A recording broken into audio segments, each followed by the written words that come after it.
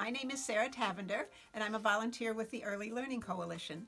Today, I want to talk to you about how your students in your classroom can become the authors and illustrators of their very own books and books for your classroom. So I kind of have it divided. The first couple I'm going to show you, each child will make his or her own book, and based on different books that you've read in your classroom. The first one I want to show you is about trees, so you might want to read the book like The Seasons of Arnold's Apple Tree, or A Tree is Nice, or something like that. And this one happens to be about seasons, but you could make yours up the way you want.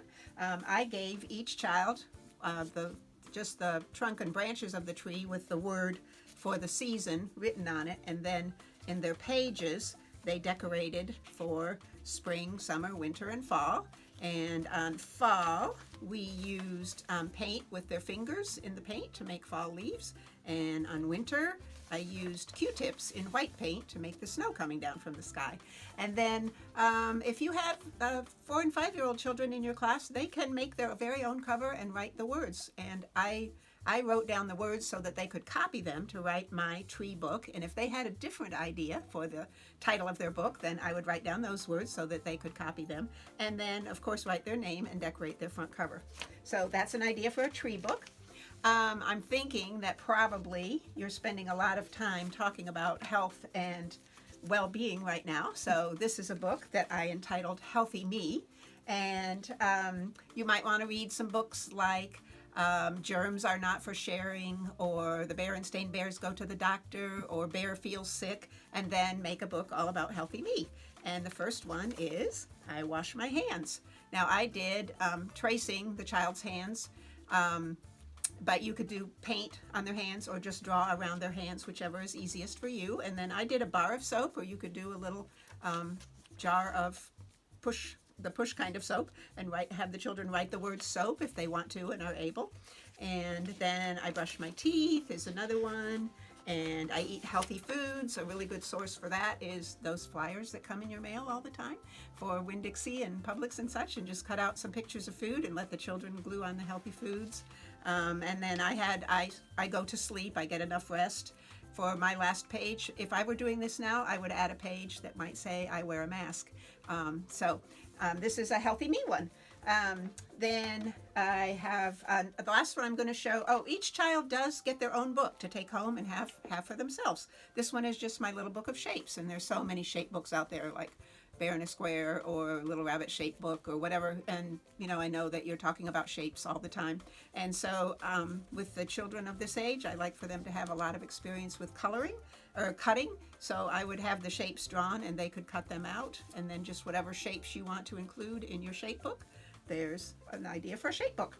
The next set I'm going to show you, each child is going to draw one page for the book, and then it will be all put together for a book for you to have in your classroom. And I have a couple different ideas for books that really lend themselves well to this activity. One of them is The Dinosaur Who Lived in My Backyard. And then you ask each child, what if you had a dinosaur in your backyard?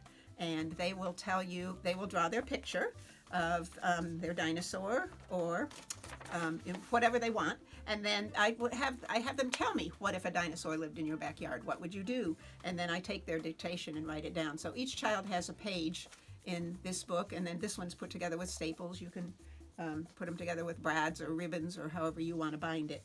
But anyway, these are really fun to have in your classroom. Another one that lends itself well to that activity is the book called Tiger Can't Sleep.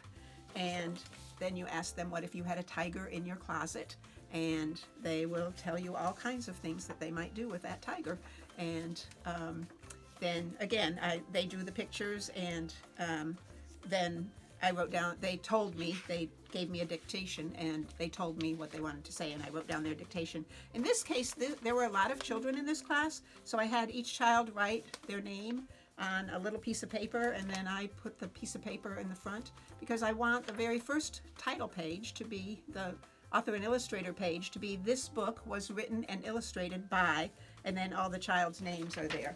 And then I'll show you, if you don't have quite as many kids, you can have them just write their name. But Sometimes 4-year-olds tend to write their names kind of big, and so I just knew that all 18 names were not going to fit on one piece of paper, so I did it that way. So another one that lends itself really well to that is what pet should I get? And just ask the children, what pet would you get? And maybe they might want to pick a pet that they would like to have, maybe a pet that they already have. Maybe it could be an imaginary pet, because Dr. Seuss has such a wonderful imagination for his imaginary pets, and you get great books for that. So another book that you can make that has each children make his or her own page would be based on an experience. This one is based on a field trip to the fire department, and again, each child drew their own picture, and here's the pole, and they just do different things, and then they told me, and this child just said, I liked the pole. Sometimes they tell you a whole bunch of stuff, so you'll be writing down their dictation that they said, and then you have a nice class book. And then I think that's all I had to show you, but I promise you that if and when you make these books in your classroom, and you put them on your bookshelf, that they will be among the most popular books in your classroom, and the children will read them and look at them over and over again. Thanks for watching.